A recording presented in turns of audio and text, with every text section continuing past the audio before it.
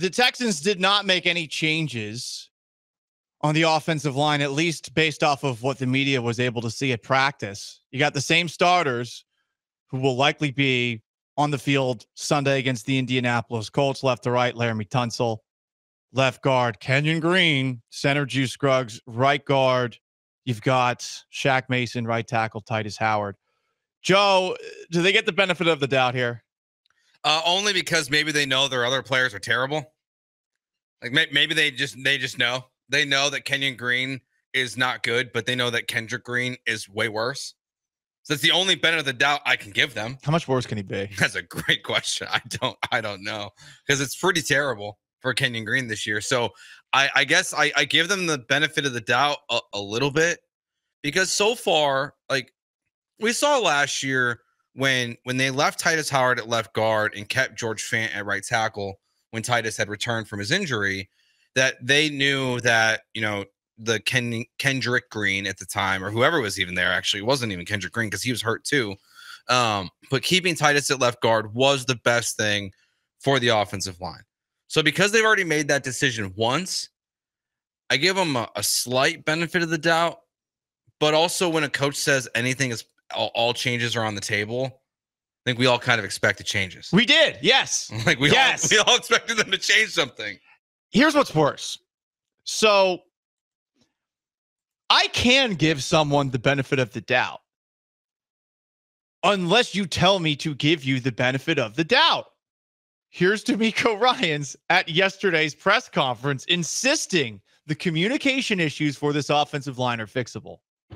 The communication can definitely pick up, and I think our issues have really shown up on the road when it's loud and, it's tough to communicate. That's where some of the issues come out, but I think all of it is fixable, and that's the encouraging part about it. All of it is fixable.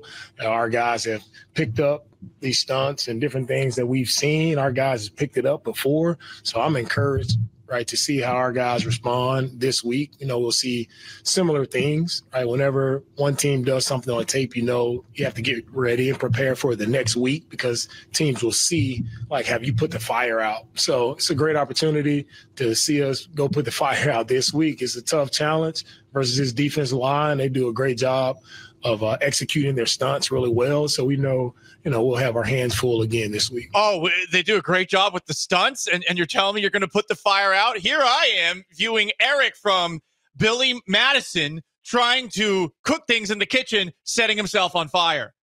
Don't tell me about putting out fires. I get he's going to be optimistic and support his guy. I'm not telling him to not do that.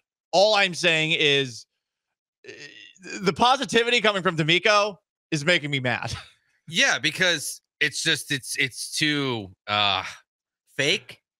I don't know if it's fake. Yeah, that's who he is. Yeah, fake's not the right word. It's just it's not really telling the whole picture of when you say it changes anything on the table, and then it's just like, oh, well, like, we're just gonna put fires out.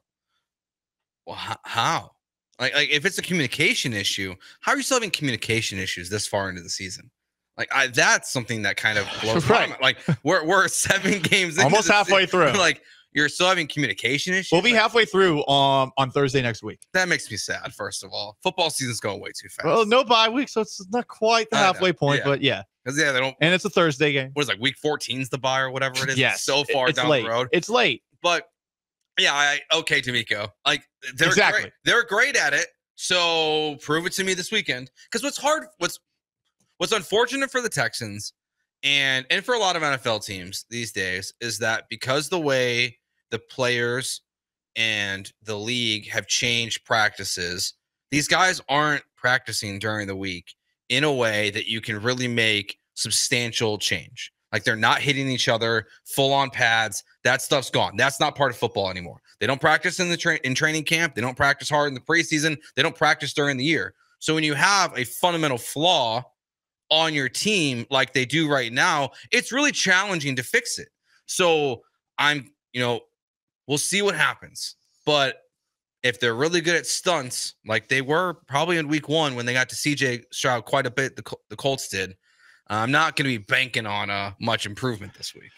Okay, DeMeco Ryans isn't changing your mind. Well, here is C.J. Stroud eventually talking about the offensive line after being asked what he can learn from the pressure that he has faced thus far this year? Honestly, I mean, I would say, just for me, just getting the ball out on time, being able, to try to stay comfortable after getting hit, and, really just, trying to make everybody around me better. I got the utmost respect and, the trust in my line. One outing doesn't make you a definition. You know what I mean? There's plenty of games that you can go look at the film and they did an amazing job. So I don't believe in the banter and all this. I don't even see it. I'm not really on social media, but I hear about it, and I just just like you guys beat them down, I want y'all to praise them as well. So this next week, I know that the protection is gonna be great. And I can't wait for it. And I want y'all to do the same thing y'all doing now and just be more positive. But same time, it's the league we in. We're not feeling bad for ourselves. We grown, man. We can take it, you know what I mean? And I know that they want to be better, and they will. Once again, just like DeMeco, C.J. Stroud has these guys back. I respect that. He's not throwing them under the bus. Be positive, Paul. No. Do not tell me to be positive. Positive, Paul. Do not tell me to be positive, and do not act as if you can fix all of these things when it hasn't happened. What have they shown on film again to this point this year, CJ? What have they shown? They can't protect you. I'd love to be positive here. No one swarms more than me. I am the swarmiest swarmer here at ESPN 975, to the point that the Twitch accuses me of being a flagship plant. Okay? Still, CJ, if they're good, we'll praise them. They haven't been good. Not once. If we see something that is good, we will pat them on the back. But to this point, you've got offensive linemen who are asking, well, why are people mad at us after a game where there's all sorts of penalties for illegal formations and false starts? And things haven't gotten better. And you are a unit. You are a unit. It's not all on one player. You're even telling us that. Do not tell me to be positive unless there is a reason to be positive. And there hasn't. We were positive last year after they gave up 11 sacks in the first 2 games. And then C.J. Stroud didn't get sacked much for the next 4 games. And then they unraveled again. So you're negative. Don't tell people to be positive.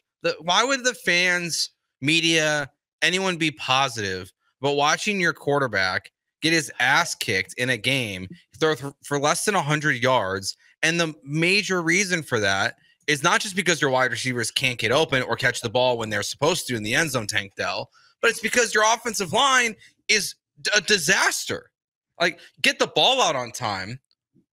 Okay. In a second and a half, a quarterback is supposed to get the ball out of his hands in 3 seconds. C.J. Stroud doesn't have 3 seconds half the time.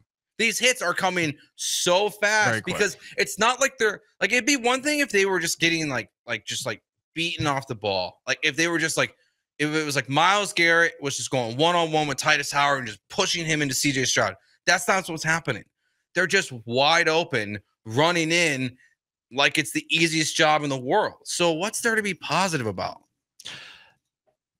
Do not try to make us cheerleaders. The fans, if you want their undying loyalty, okay, I can understand that. We're trying to honestly cover this team, and everyone sees it. Everyone thinks that the offensive line is a major problem, and most people also feel that Bobby Sloak, the offensive coordinator, isn't doing much. No one is calling out C.J. Stroud right now, and I do wonder what happens when that eventually happens. There's at least one person who's done that. We'll do that at 1 o'clock. Who's called out C.J. Stroud and says he's not that good. I'm sure the Twitch will appreciate that. What I'm looking at here is a team that has some serious issues, and I hope that they get fixed. But I'm not believing you when you say that it's fixable, and don't tell me to be positive. That's all I'm saying. They're 5-2. They should beat the Colts on Sunday.